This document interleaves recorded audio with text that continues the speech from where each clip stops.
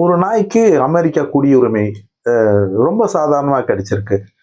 இப்போ நம்ம மனிதர்களுக்கு வந்து அமெரிக்காவுக்கு போகிறதுக்கு விசா வாங்கணும்னா, நீங்க வேணா அண்ணா மேம்பாலத்துக்கிட்ட போய் பார்த்தா தெரியும். விடியகாலை 5 மணி 6 மணிக்கெல்லாம் போய் பார்த்தீங்கன்னா, இந்த ரேஷன் கடையில கியூ நிக்கிற மாரி அந்த அமெரிக்கன் எம்பசில எவ்வளோ தூரம் கண்ணு கெட்டுற தூரமெல்லாம் கியூ நிக்கிறத நான் பலமுறை பார்த்துருக்கேன்.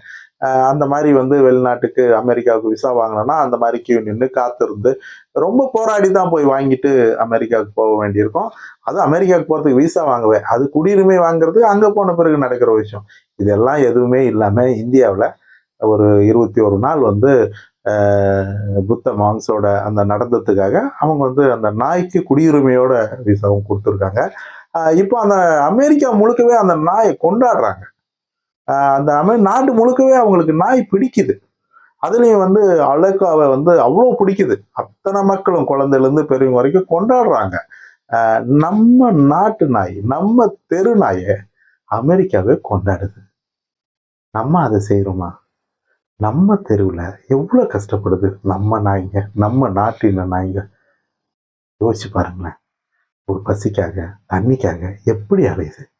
உங்க தெருவ உங்களுக்காக காக்கிற ஒரு நாய் எப்படி அலையுது? அதுக்கு ஒரு வாய் சோறு போட்டு பாருங்களேன். நிச்சயமா நம்ம தெருவ காக்கும். யாரோ ஒருத்தர் கொண்டாடுறாங்க. நம்ம கொண்டாடலன்னா கூட பரவாயில்ல.